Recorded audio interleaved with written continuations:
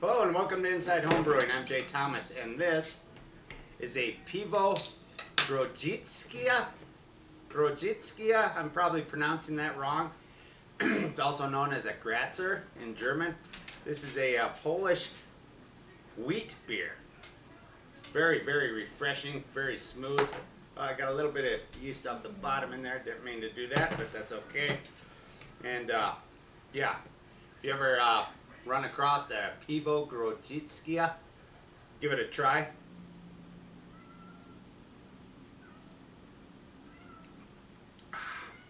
Oh, that's excellent. I got the brewers, the BJCP guidelines on what this is. The ingredients. Grain bill usually consists of an oak smoked wheat malt. Oak smoked wheat malt has a different and less intense smoke character than German beechwood smoked barley malt. It has a drier, crisper, leaner quality. Bacon, ham, smoke flavors in appropriate Sazerac type hops, Polish, Czech, or German. Moderate hardness, sulfate water, and relatively clean attenuative continental ale yeast fermented at moderate ale temperatures are traditional German Hefeweizen yeast, or other strains with phenol or strong ester characters are inappropriate. I used almost all of the oak smoked wheat malt and just a little bit of acid malt to adjust my water. I always use the Eldorado Springs spring water. I used Saz hops, of course, and what was the, it was the German ale yeast. I didn't use, like it says there, yeah, Hefeweizen yeast is inappropriate. I used the German ale yeast, the Y yeast German ale yeast. Came out really, really good. Like I said, highly recommended. Seek out, find this type of beer or make one yourself. I've never seen one before, and so I just made it myself. I'm hooked on it. This is going to be part of my regular rotation.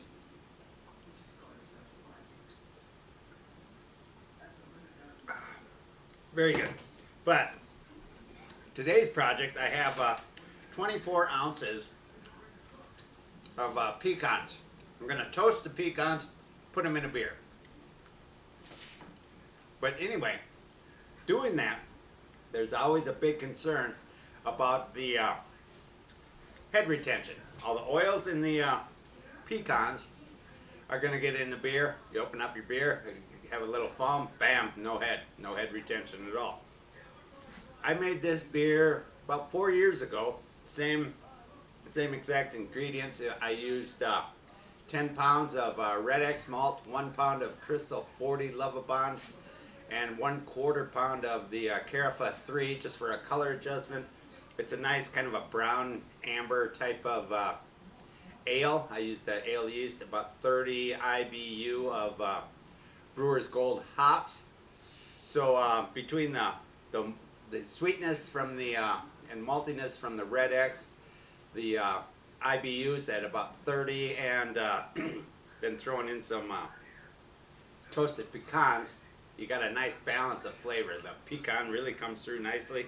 It's really good. So what I'm going to do is we're going to toast these up, pat them dry with paper towels a few times throughout the process, stirring it up and patting it dry. They're going to go into a sanitized hop, or a sanitized hop spider bag. It'll go inside, and then it's going inside of a inside my fermenter. I'm going to put the beer that I have there, 5 gallons. It's going to go on top of the pecans. It'll sit for 2 weeks. The plan is to not get any of the oils into the beer. It's going into a secondary. Good time for that, because you could add the pecans directly to the primary fermenter, but when you move it around to bottle it, to package it, whatever, it's gonna, a big bag of 24 ounces of pecans, gonna move around, jostle around, and it'll stir up a bunch of yeast that goes into your beer. I'm not a fan, especially if I'm bottle conditioning it, because I don't need a whole lot. I don't like a whole lot of yeast stuck onto the bottom of the bottles. So good time for secondary fermentation on this one, and we're gonna go from there. And the theory is, what I've done before, when I siphon it out of secondary into, this is going into the bottling bucket, there may be a small, like a little layer of oil on top. Just don't disturb that. You know, let it sit for a while before you siphon it or drain it, whatever the case may be. We're going to be draining it out of a Spidell fermenter. So just carefully, quietly drain that so the oil stays on top. Shut it off. Don't, you know, you lose a little beer, big deal. It's only beer. And hopefully we don't have any problems with head retention. We're going to go through this whole process how I did it before. Like I said, I don't recall any issues with head retention. A lack thereof being an issue. So I got the oven preheated at 300 degrees. We're just going to throw these in here for a while.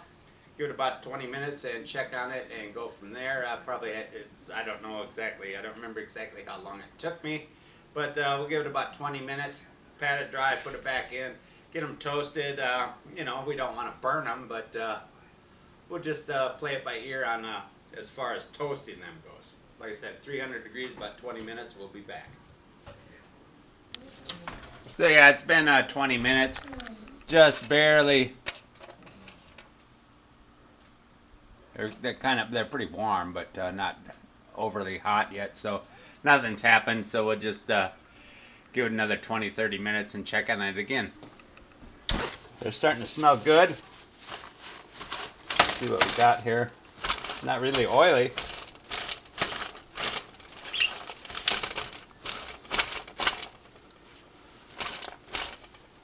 I didn't want to, but I think I'm going to chop them up a little bit.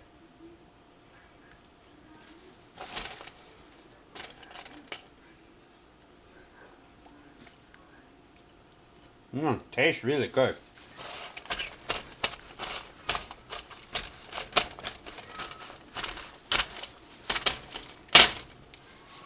Not much for oils. So, like I said, maybe I'll chop these up a little bit. Kind of undecided yet. I didn't want to go through the extra work of chopping them up. Seem pretty dry.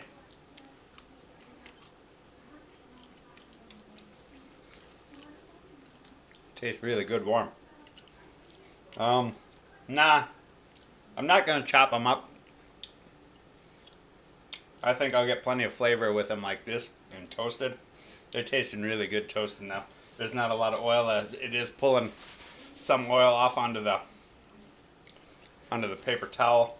But we'll put them in there for a little bit longer and go from there. In the meantime, I didn't want to misuse Star San and just soak that in Star San. So I just put it in water and boiled it. That's my hop spider bag. So I'll just let this toast a little bit longer and go from there. We'll see what happens. I don't really remember correctly. It didn't have a lot of oils last time I did this. They were chopped up and it did have more oils than these do, but not a whole lot. You know, I patted them dry with some paper towels and worked good as far as I remember. So we'll see what happens. I'll put those back in the oven for about another 20 minutes or so and go from there. So I got a lot going on here. But I patted these down a couple more times. They've been roasting for, I don't know, a little over an hour. They're plenty hot to be sanitized, sterilized, safe to add into beer with no worries of any kind of contamination or any kind of bacteria or whatever may be on these to start growing in the beer. So that's all good to go. Now the hard part comes. I'm going to take this out of the water. That's been boiled. It's sterilized, and I'm somehow going to try to put those into the hop bag. I'm going to try to use this sanitized big spoon I got. We'll see how that works. So we'll see how this goes. Sterilized gloves, got some alcohol spray on there, and the sterilized hop bag, hop spider bag. I don't know, maybe I won't need that. I can just, my gloves are clean, and I just sprayed them with rubbing alcohol, so That'll kill anything that's on there. We're just gonna go for it. They're pretty hot still. Not yeah. They're still hot, but if I'm quick, I don't need the spoon.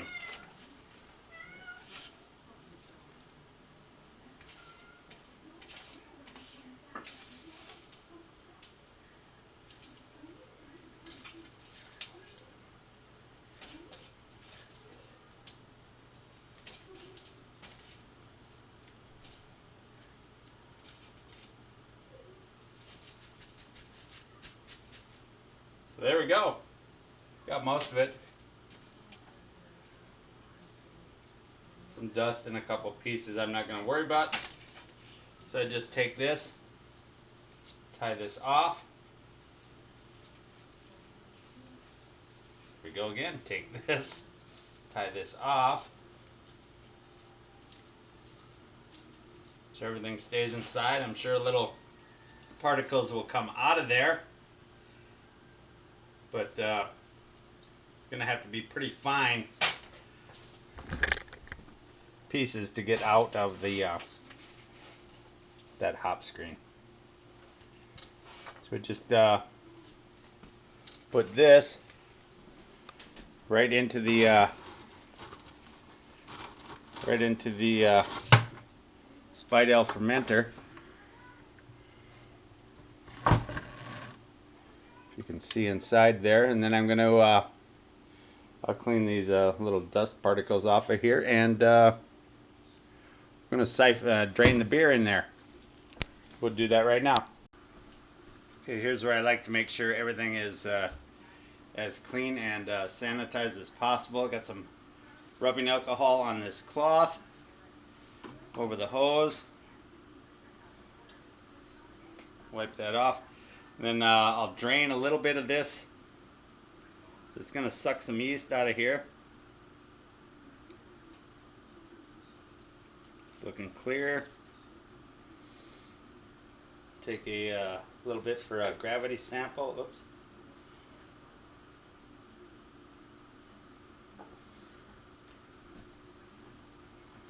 And now, all the way to the bottom, without creating much for air bubbles, with just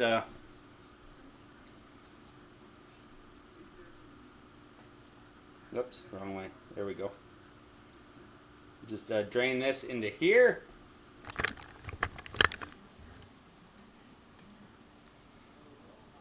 Right onto the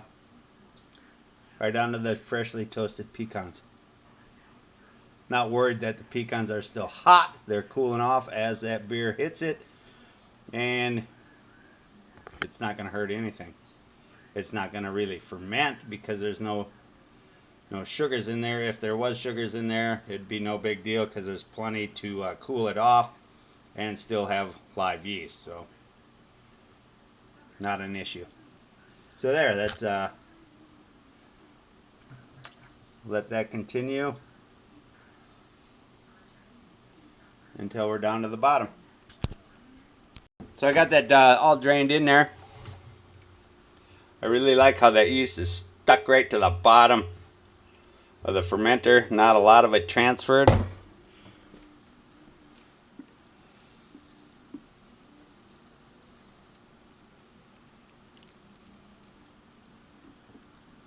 That the pecans are floating on top. I may just shove them down there with my sanitized spoon just to get them all soaking before I put it away. Trying not to splash around, create any oxidation issues.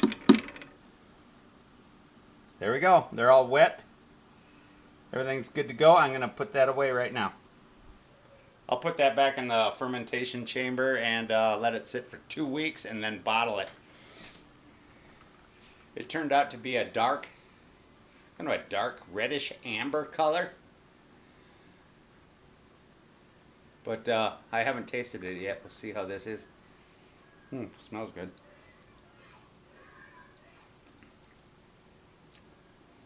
Oh, that's really smooth. That's going to work out real good with the, yeah. Little bit of nuttiness without the pecans on the aftertaste. That's with being warm. Kind of malty and sweet up front with hop bitterness. It's a nice balance. Then it finishes off a little bit of nuttiness, probably from the crystal malt maybe. But yeah, this is, it's really good.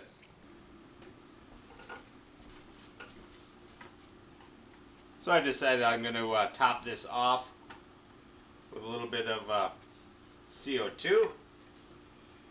So that the headspace is all oxygen now. Give it a little blast of CO2, push out the oxygen. That'll push the air out and fill up the headspace. Not a lot of headspace in there, but that'll fill up the headspace with CO2, and that way as I walk it out to the garage, it's not splashing and introducing oxygen into the beer.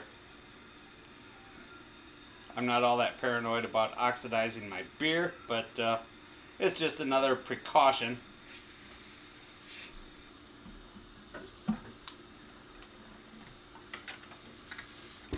All right, we'll get that put away now. So I got that put away, and I'll come back and check on it in 2 weeks, pop the top open and see how much oils are floating around on top. And it's going to all drain out of the bottom into the bottling bucket, leaving the oils behind. So in theory, we'll see what happens. We'll be back in 2 weeks. All right, it's bottling day. The beer had, the pecans had been in there for what, 19 days. I was planning on letting them sit for 14 days, but it just, you know, life happens. Anyway, it's been crashed now for cold crashed for 5 days. So here we go. Let's take a look. I brought this inside about an hour ago, a little over an hour ago maybe, and hopefully if there's any oils floating on top of there, they will all be back on top and not mixed into the beer. We'll open it up and take a look. So there is a little bit of oils floating on top of there. I don't know how this will come through on the camera. And you can see the bag is floating in there. So yeah, we're going to, with this, it's the spidle. It's going to drain out of here into the bottling bucket. And I'll try to leave as much oil behind as possible so it doesn't affect the head retention on this beer. We'll see how this experiment works. Time to get bottling. So now I'll just quietly drain this into the priming sugar solution. First,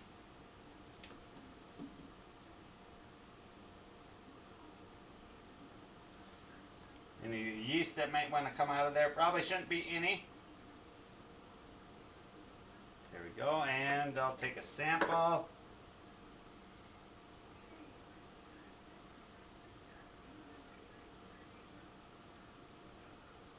I already did a gravity reading. It shouldn't have changed, so we're good on that.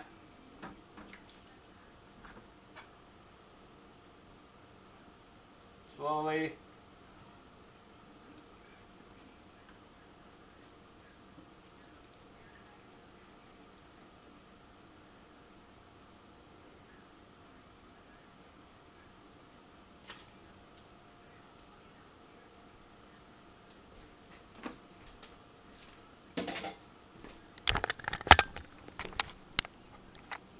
It's a nice dark brown.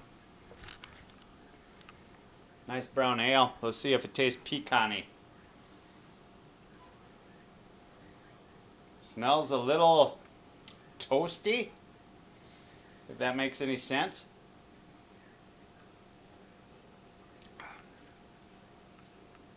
Oh, that's really good. Got a sweet pecaniness to it. The nuttiness of the pecans come through. The sweetness of the malt comes through. The balance with the hops, it all just falls together real nicely. The back end is more pecan.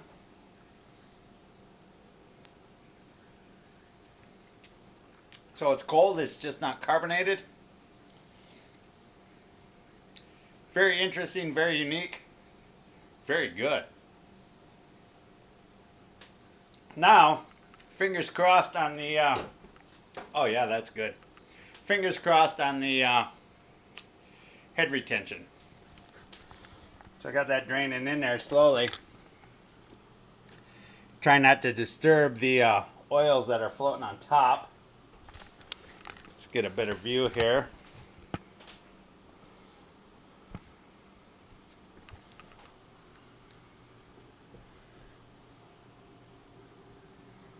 Like I said, I don't know how this will come through on camera. If you see any, if you can actually tell the little blotches of oil all over the top of that.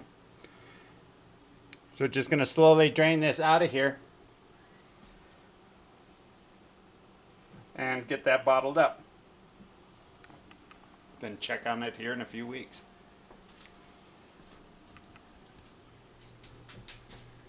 So I stopped the transfer and left, I don't know, looks like an inch or so, a couple inches maybe, of beer in there. I'm going to sacrifice that much beer. I see a lot of little spots of oils floating on top of there, so I didn't want to get any of that into the bottling bucket. So that's a done deal. I'm going to lose, you know, a few bottles of beer, big deal. It's just beer. And get this bottled up and check on it, like I said, in a few weeks. So far looks good. I don't see any oils floating in here. We'll leave it a few minutes and check it again, see if there's any blotches of oil appear on top. So I don't know how well this will come through on video. It's been sitting for just over 10 minutes, I would guess. I see 0 oils floating on top. So far so good. I think we're good to go. I'll check back in 2 weeks when we crack one open. Alright, so this beer has been in the bottle now for 16 days. We'll check it out, check the carbonation level, the taste, and most importantly is the head retention, or lack thereof. We'll see.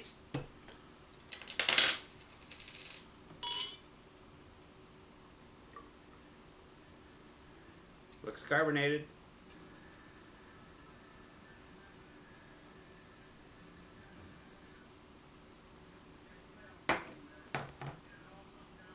Real nice carbonation.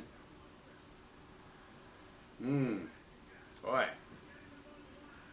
Smell the pecans.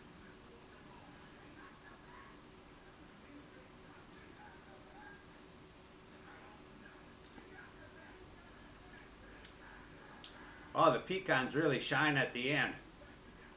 Tastes like a brown ale. And then bam, you get the nice pecan finish. That's pretty good.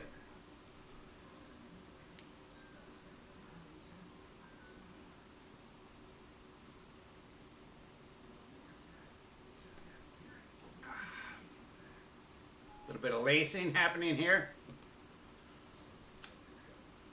That head hasn't dropped, like there's a bunch of oil on there yet. We'll let it sit for a minute and see how it retains that head. Alright, so it's been a couple minutes. The head is dropping just a little bit. It's still got a foam on there and it's protecting the aromas of the beer with the foam on top. We have bubbles, little stream of very tiny bubbles coming up. Yeah, I think I think that's a non-issue with the head retention being destroyed by oils in pecans.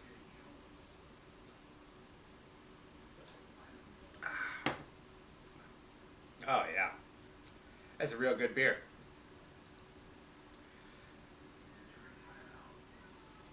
Got the lacing, nice head, big bubble right here. Yeah, so the whole myth of, maybe not a myth, but the whole paranoia in the brewing community about adding pecans to a secondary of a beer, toasted pecans, busted. Just toast the pecans, dab them up a little bit with a towel as you're going along to get any oils that come to the surface of the pecans. Add it to secondary. Any oils that are on there will float to the top when you're draining the beer or siphoning the beer. Just be sure to leave that top little layer. You know, it's just a little bit of beer, it's no big deal. Just leave that behind, bottle away, or keg it. This one came out beautiful. Bottle or keg it as normal, and yeah, you're not going to have any issues with head retention. Have a clean glass. That's the most important thing.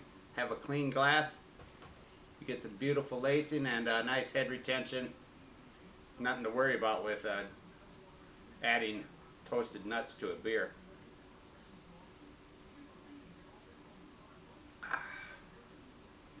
Yeah, that's excellent. Check this out. So we get a look through into the sunlight here. Nice head retention, nice lacing. It's no issue whatsoever with lack of head retention from oils. So there you have it. Go ahead, add pecans, add whatever kind of whatever type of flavor you want to your beer with nuts, peanuts maybe. That might be good. Anyway, yeah. Just don't drain, don't siphon the oil into your beer, your bottling bucket or keg. Everything will be fine. Till next time, brew what you like what you brew. We'll see you then.